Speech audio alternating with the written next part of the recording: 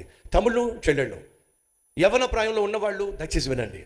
మీ ఇంట్లో అమ్మమ్మ కానీ నాన్నమ్మ కానీ తాతయ్య కానీ ఉన్నట్లయితే సమయం గడపండి, పెద్దవాళ్ళతో సమయం గడపండి. వాళ్ళు తమ జీవిత ప్రయాణంలో ఎంతో అనుభవాన్ని వాళ్ళు గడించారు. వినండి, నువ్వు 100 పుస్తకాల ద్వారా సంపాదించే జ్ఞానం కంటే వృద్ధాప్యంలోకి వచ్చిన ఒక తండ్రి దగ్గర తల్లి దగ్గర నువ్వు కూర్చొని అరగంట సేపట్లో సంపాదించే జ్ఞానమే మహా విలువైంది. ఎందుకంటే అది వారు అనుభవముతో పంచుకునేది. నాకు సమయం దొరికినప్పుడు విదేశాలకు వెళ్ళినప్పుడు గొప్ప గొప్ప దైవజనుల దగ్గర కాసేపు కూర్చునే ప్రయత్నం చేస్తా. సో ప్రిన్స్ బాబుకి హాలిడేస్ వచ్చినప్పుడు, సమ్మర్ హాలిడేస్ వచ్చినప్పుడు నేను ఒక మాట చెప్పాను, అమెరికా దేశంలో ఉన్న గొప్ప వాళ్ళ దగ్గరికి వెళ్ళి కూర్చో, వాళ్ళతో సమయం గడుపు. ప్రపంచంలో బహు గొప్ప సేవకులు ఒకరైనటువంటి డేవిడ్ జెర్మయా గారు చెప్పా, డేవిడ్ జెర్మయా గారి టైం తీసుకో. వారు టైం ఇచ్చారు. ప్రిన్స్ బాబు వెళ్ళి 2-3 గంటల సేపు వారితో కూర్చున్నారు. వారు ఇచ్చిన సలహాలు అద్భుతమైన సలహాలు.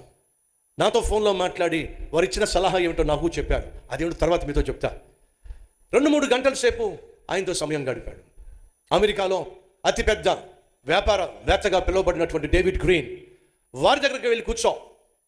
అమెరికాలో ఉన్న 100 మంది కోటీశ్వర్లలో ఆయన ఒకడు. ఆయన దగ్గరికి వెళ్ళి కూర్చో. ఈయన దేవుని మహాకృపను బట్టి డేవిడ్ జెర్మయా గారు నా క్లోజ్ ఫ్రెండ్, అలాగే డేవిడ్ గ్రీన్ గారు కూడా నాకు సుపరిచితులు, నేనంటే బహుగా ఇష్టపడేటటువంటి ఆత్మీయుడు. వెళ్ళి కూర్చో. ఆయన ఏమన్నాడు తెలుసా?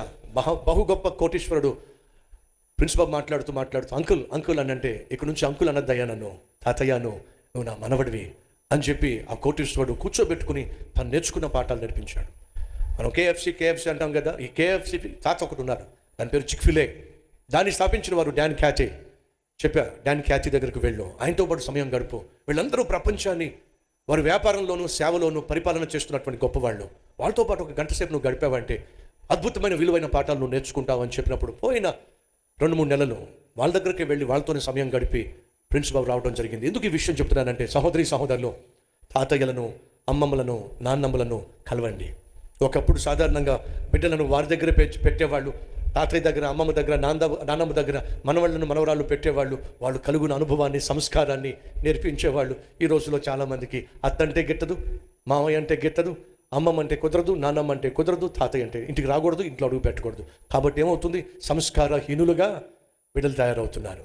అమ్మాయ్యా, నీ బిడ్డలు నేర్చుకోగలిగిన విలువైన పాఠాలు నేర్పించే ఓపిక, అనుభవము తాతయ్యకుంది, అమ్మమ్మ నాన్నమ్మకుంది. కాబట్టి వారి దగ్గర కొంత సమయం బిడ్డలను ఉంచండి. వారి విలువైన పాఠాలు బిడ్డలు నేర్చుకుంటే మన బిడ్డలకు ఆశీర్వాదం. మొదటిగా ఇంట్లో జ్ఞానం కలిగి ఉండండి, చదువులో జ్ఞానం కలిగి ఉండండి. తమ్ముళ్ళు చెల్లెళ్ళలో కష్టపడి చదవండి, కష్టపడడానికి ఇష్టపడేవారిగా ఉండండి.